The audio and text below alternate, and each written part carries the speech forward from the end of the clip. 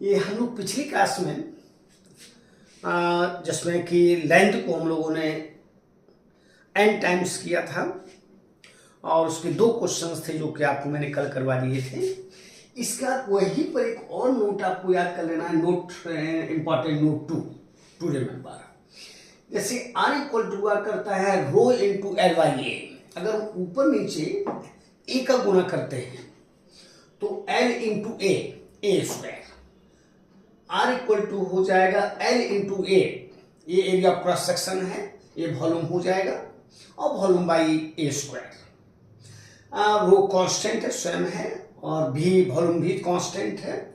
इसको r ये directly position हो जाएगा 1 बाई ए स्क्वायर के, और यहां से कह सकते हो r डैश बाई r जो कि बराबर हो जाए a बाई ए डैश का स्क्वायर। अब अगर हम कह देते हैं कि अगर area of cross section circular है तो सर्किल की एरिया पाई आर स्क्वायर होती है, तो पाई आर स्क्वायर और पाई आर डैश स्क्वायर का होल स्क्वायर, तो ये आर बाई आर डैश की पावर 4 हो जाएगा।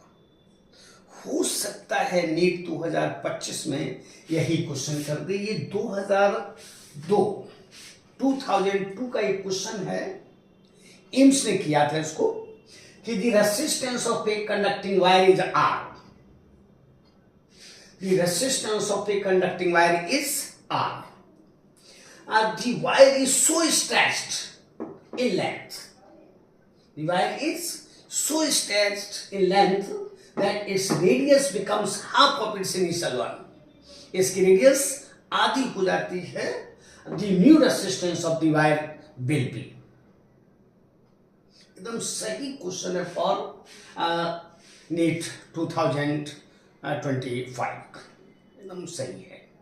तो यहां पर आर डैश की जगह अगर हम आर रख देते हैं, आर डैश की जगह अगर हम आर बाई 2 रख देते हैं, यहां से अगर इस क्वेश्चन का आंसर करना चाहें तो आर डैश बाई आर ये इक्वल टू हो जाएगा आर बाई 2 का होल पावर 4। ये बराबर हो जाए 2 दी पावर 4। 2 दूनी 4 दूनी 8 दूनी 16 दूनी 32, नहीं 4 है 16 हो जाएगा 16, यानी आर डैश इक्वल टू हो जाएगा 16 आर। हो सकता है कि नीट आपको यही क्वेश्चन दे दे, चूंकि लेंथ वाला दो क्वेश्चन कर चुका है, 13 में भी था एक, और n टाइम्स लेंथ को किया था तो n स्क्वायर आर हो गया था। देख लीजिए, फिर एक बार देख लीजिए। हम जानते हैं कि since rho equal to R equal to हुआ करता rho into L by A.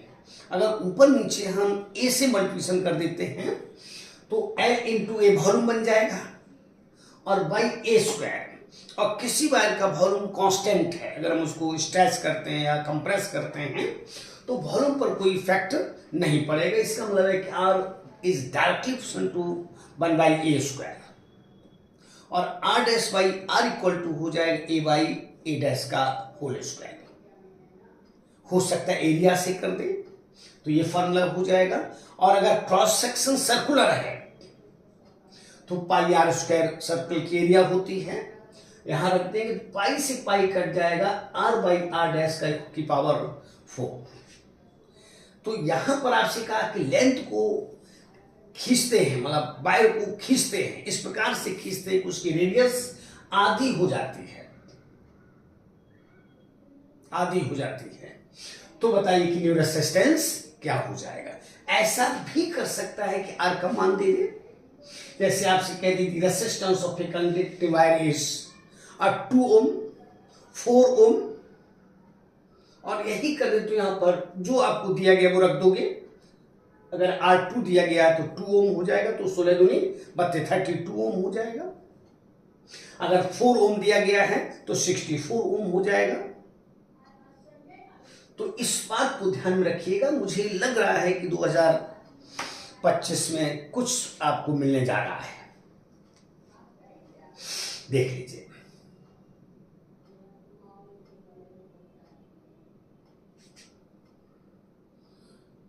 Okay, इसके बाद यहां से हम लोग बातचीत कर रहे हैं नोट नंबर 3 की। नोट नंबर 3, यहां पर अगर हम जैसे वायर को स्ट्रेच करते हैं तो लंबाई बढ़ती है लेकिन एरिया ऑफ क्रॉस सेक्शन घटती है। तो यहां पर मैंने कहा कि R equal to rho into L by A, इसमें ऊपर नीचे जब हम एल का गुणा कर देते हैं तो यहां पर भी हो जाता है, मतलब R is directly proportional to किसके, एल स्क्वायर की, यानी R is directly proportional to किसके, एल स्क्वायर की। उसको हम लिख सकते हैं R equal to constant into L square. अगर इसको हम पार्शली डिफरेंशिएट करते हैं by partially differentiating, by partially differentiating, by partially differentiating, तो R is delta R, constant is constant, L square 2L into delta L, जिसको हम second equation कह सकते हैं। अगर सेकंड हम फर्स्ट का भाग दे देते हैं तो डेल्टा R बाई R जो कि बराबर हो जाए कांस्टेंट से कांस्टेंट जाएगा, एक L से L चला जाएगा तो 2 into delta L by L हो जाएगा। ये फ्रैक्शनल गेन हुआ, यानी फ्रैक्शनल चेंज हुआ है रेजिस्टेंस।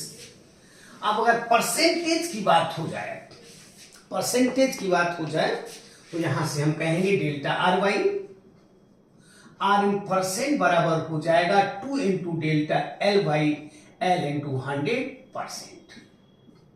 ये ध्यान रखिएगा फॉर लेस देन 10%। ये आईआईटी वालों ने किया है, ये एक क्वेश्चन किया है 1% का किया है इन्होंने, आईआईटी 11 में किया है, और एक 0.5% का किया है आईआईटी 19 में किया है। तो इस पर भी हम लोग आशा कर सकते हैं।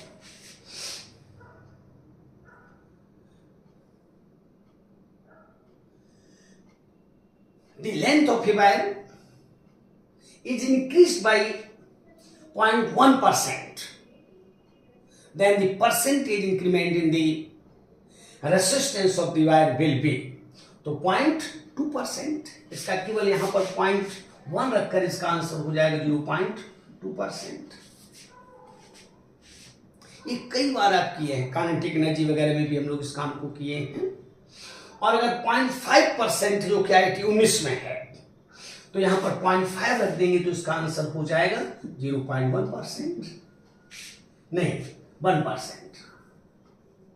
1% तो हो सकता है कि मे बी इस तरह का कोई क्वेश्चन कर दे।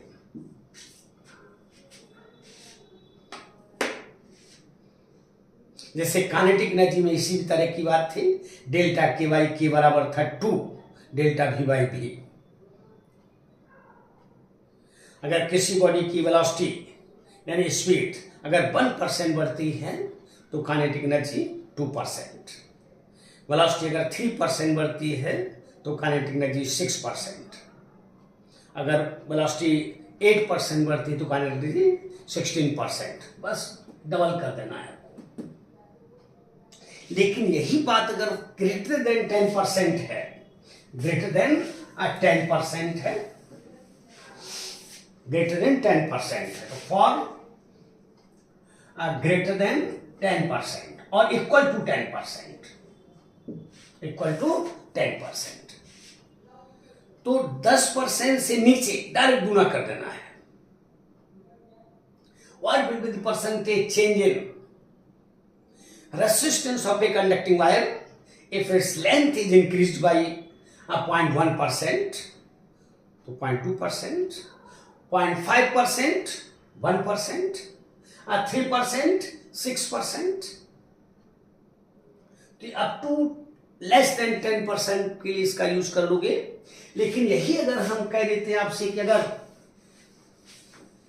10% से ज्यादा है तो R डैश बराबर हो जाएगा some constant two L dash का स्क्वायर। इसको इक्वेशन नंबर सेकंड करते हैं, सेकंड में से फर्स्ट को घटा दो तो हो जाएगा R डैश माइनस R जो कि कांस्टेंट बाहर निकल आएगा, L dash square minus L square हो जाएगा। इसको हम डेल्टा R लिख सकते हैं जो कि constant two L dash square minus L square.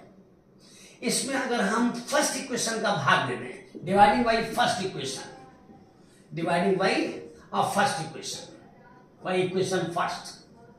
अगर इसमें इक्वेशन फर्स्ट का भाग दे दे तो ये हो जाएगा delta R by R, constant से कांस्टेंट चला जाएगा, इसमें हो जाएगा एल डैश बाई एल का होल स्क्वायर, और इसमें भाग पड़ेगा तो 1 हो जाएगा। इसे delta R by R in percent बराबर हो जाएगा एल डैश बाई एल इन का whole square minus 1 into 100% into 100%।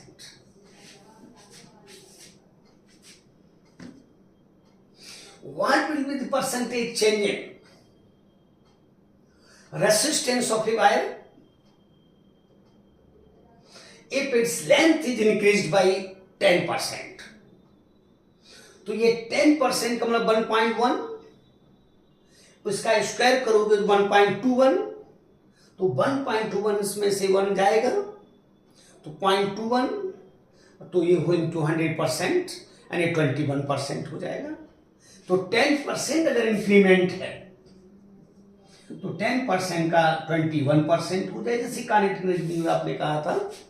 और अगर ये 20% कह दे तो ये 1.2 हो जाएगा, 1.2 का होल स्क्वायर 1.44 हो जाएगा, बारम्बार में 144 होता है, में से 1 जाएगा तो 0.44, तो 20% का ये करीब करीब 44 हो जाएगा परसेंट, और 30% का ये हो जाएगा 69%, और 40% का करीब करीब हो जाएगा 96%, और अगर 41% की बात हो जाए तो करीब करीब लगभग जो है ये 100% हो जाता है, और यही 50% की बात हो जाए तो 125% हो जाता है, 125%, और ये 100% की अगर बातचीत हो जाए तो ये 300% हो जाता है।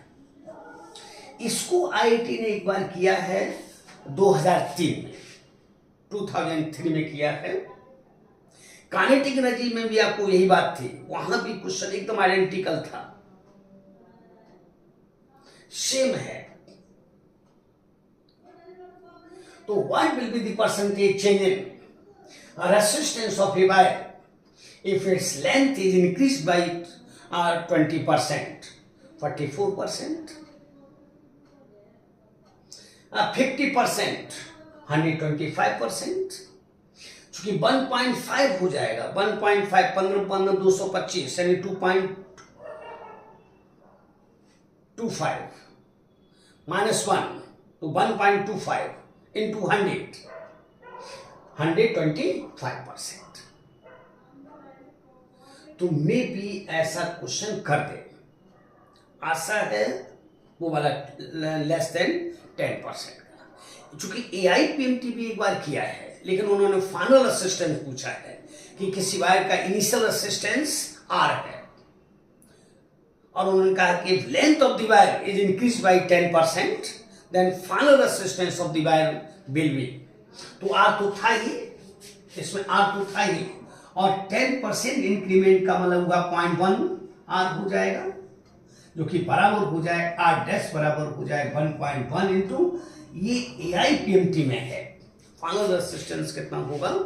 तो इस तरह की बात भी आपसे कर सकता है, तो एक बार देख लीजिए। हमको नहीं लगता है कि आपको ये सब रटा हुआ है, आपका याद है, थोड़ा मैथमेटिक्स है, ये पार्शियल डिफरेंशिएशन मैथमेटिक्स है बायोलॉजी के विद्यार्थियों के लिए, ठीक ना, लेकिन याद करो कैसा ही है।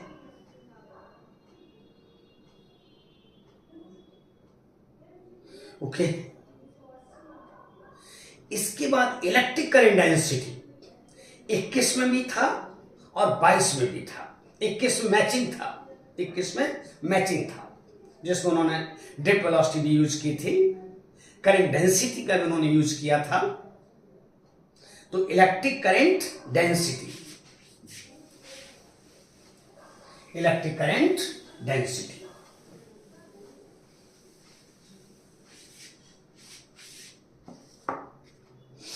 Electric current density,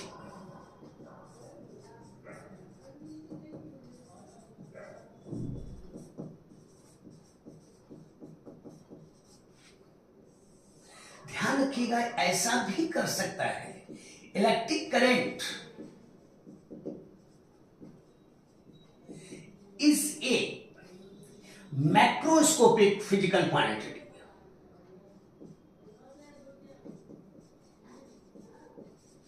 Macroscopic physical quantity.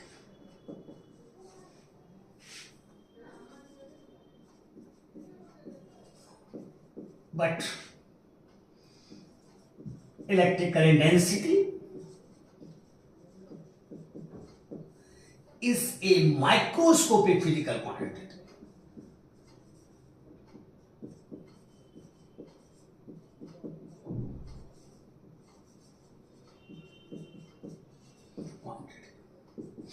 Electric current is scalar physical quantity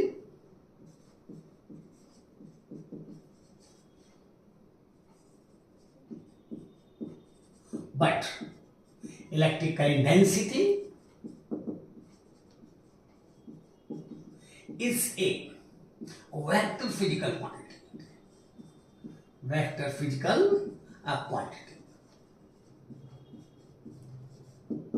ऐसा भी कर सकता है, ऐसा भी कर सकता है। ध्यान रखिएगा, करंट पूरे होल वायर का कैरेक्टरिस्टिक है और current density about A point का कैरेक्टरिस्टिक है, पॉइंट के अबाउट यूनिट एरिया का कैरेक्टरिस्टिक है। इसको डिफाइन किया जाता है the magnitude of electric current density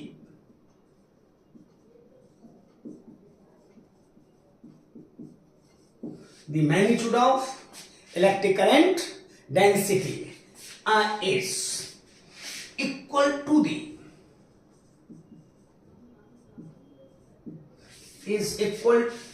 the amount of electric charge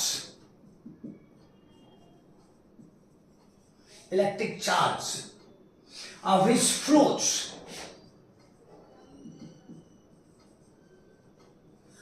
through a unit area in 1 second perpendicular to the flow.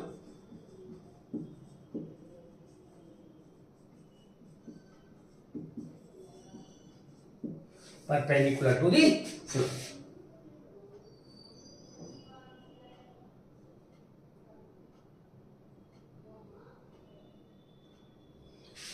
तो अगर हम अमाउंट ऑफ इलेक्ट्रिक चार्ज को अब पर सेकंड ले लें, यहां पर कहीं पर सेकंड है, इन 1 सेकंड, यहां पर छूट गया, इन 1 सेकंड, तो 1 सेकंड ले ले तो ये करंट हो जाएगी और यूनिट एरिया यहां पर आपने कहा, तो इसका मतलब है करंट अपर यूनिट एरिया को भी हम लोग इलेक्ट्रिक करंट डेंसिटी कहेंगे।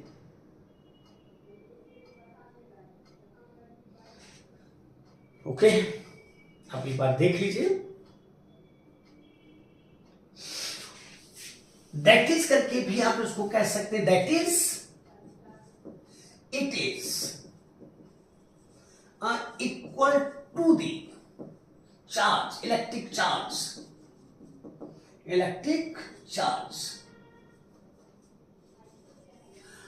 contained in a cylinder of a unit cross sectional area,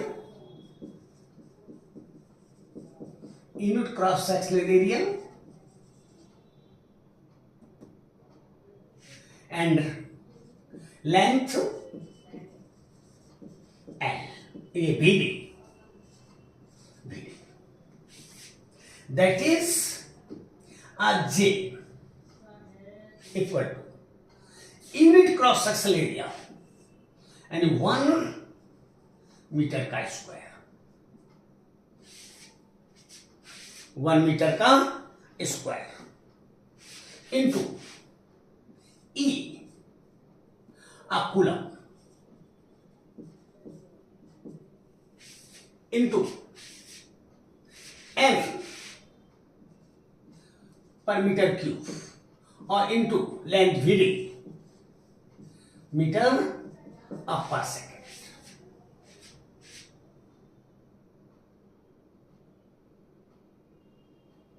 metre पर सेकेंड। और इसको हम कह सकते हैं J equal to N E into V D, N into E into V D. ये 21 में था, एक का आंसर ये था, इलेक्ट्रिक करंट डेंसिटी मैचिंग था, ये भी answer N E V D, N E V D.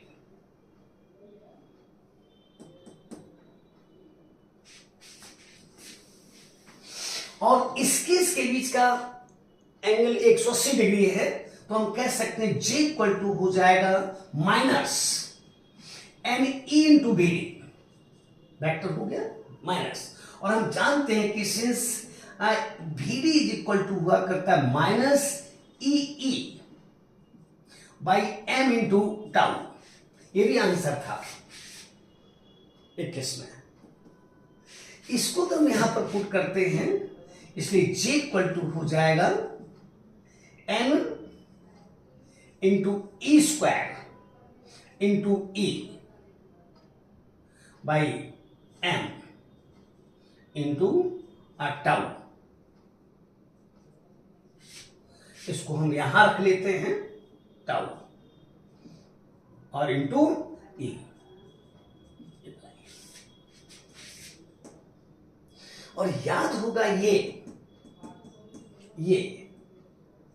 ये सिग्मा है, क्योंकि m by N E square tau rho था, तो ये हो जाएगा और z equal to sigma into E. इसी को कहा करते हैं माइक्रोस्कोपिक फॉर्म ऑफ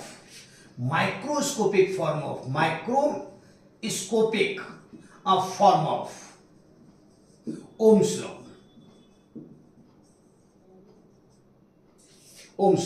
और V equal to R into I, इसको कहा करते हैं मैक्रोस्कोपिक फॉर्म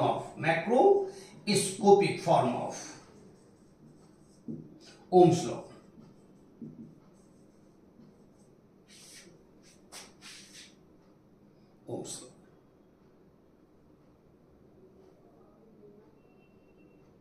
और इसको हम ऐसे भी लिख सकते हैं, यानी J equal to E by rho, जहां रो रेसिस्टिविटी है, ये भी था, तो रेसिस्टिविटी वाला आंसर था ई बाई जे। देख लिया 2021 का मैचिंग, एकदम सब कुछ आपके पास है। हाँ, एक और था टाउ था,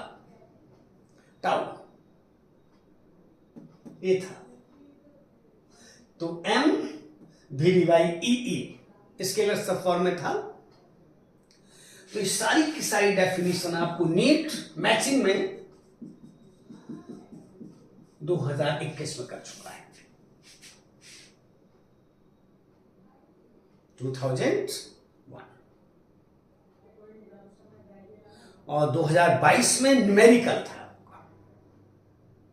जिसमें उन्होंने रेसिस्टेंस का यूज किया है। देख लीजिए,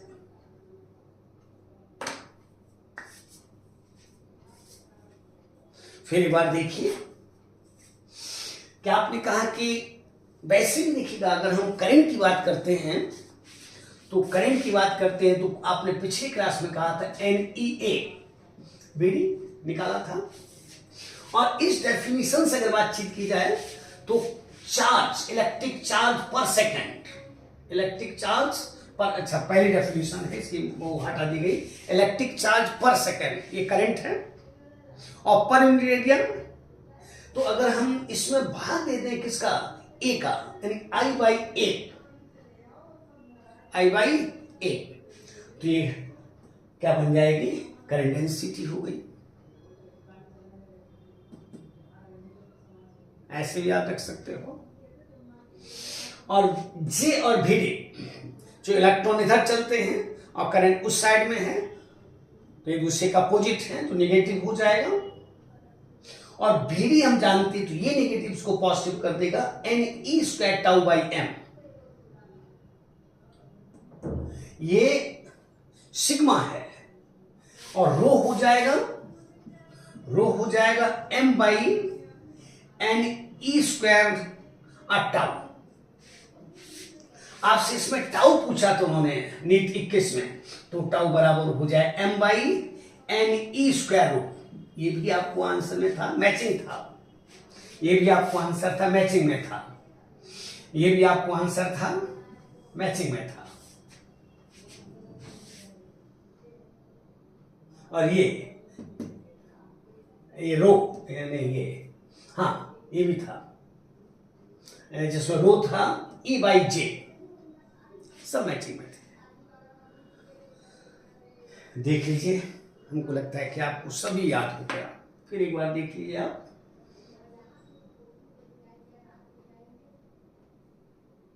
हेरा फेरी ध्यान दीजिए, कर लीजिएगा। चूंकि सिग्मा और रो के बीच अपोजिट रेसिप्रोकल रिलेशन है, सिग्मा 1 बाई रो है या रो 1 बाई सिग्मा। ये इलेक्ट्रिकल कंडक्टिविटी है और ये इलेक्ट्रिकल रेसिस्टिविटी है। ये इलेक्ट्रिक करंट डेंसिटी है, ये इलेक्ट्रिक फील्ड वेक्टर है। तो J equal to sigma into E, इसको microscopic form of Ohm's law कहा करते हैं। और V इक्वल टू IR, ये मैक्रोस्कोपिक फॉर्म है ओम्स लॉ का। हो सकता है इस तरह से क्वेश्चन कर दें।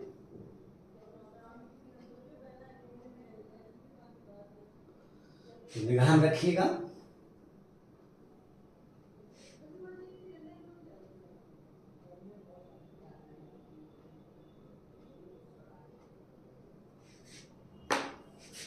इसके बाद कभी कभी इस तरह की बात कर सकता है, ओमिक रेसिस्टेंस, ओमिक कंडक्टर्स। वैसे कंडक्टर्स जो ओम्स लॉ को फॉलो करते हैं उनको ओमिक कंडक्टर्स कहेंगे और उनकी रेसिस्टेंसेस को ओमिक रेसिस्टेंस कहेंगे। जैसे मेटलिक कंडक्टर लो टेम्परेचर पर ओमिक होते हैं और जो ओम्स लॉ को फॉलो नहीं करते हैं उनकी रेसिस्टेंसेस नॉन ओमिक है। जैसे resistance of discharge tube non ohmic है, या resistance of junction diode non ohmic है।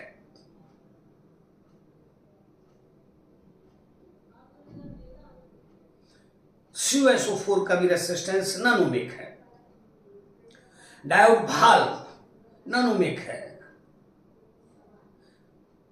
ट्रांजिस्टर्स वगैरह की भी रेसिस्टेंसेस नॉन ओमिक है। नॉन ओमिक जो ओम्स लॉ को फॉलो नहीं करते हैं,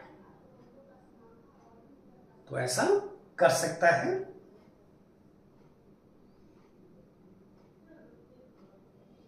ऐसा कर सकता है। ओके, अब हम लोग बातचीत कर लेते हैं। उसका आपको कभी कभी याद होगा, इन्होंने दिया है colour codes and carbon resistances. या सबसे पहले हम लोग कर लेते हैं effect of temperature on resistance. समय का बड़ा अभाव हो जाता है, 10 मिनट्स रह गए तो रेसिस्टेंस कोई पूरा हो नहीं पाएगा। ओके, तो इतना रखते हैं आज। कल हम लोग टेम्परेचर इफेक्ट कर लेंगे, effect of temperature on resistance. Resistivity का जो ग्राफ पूछा था नीट वालों ने, वो सब कर लेंगे कल। ओके।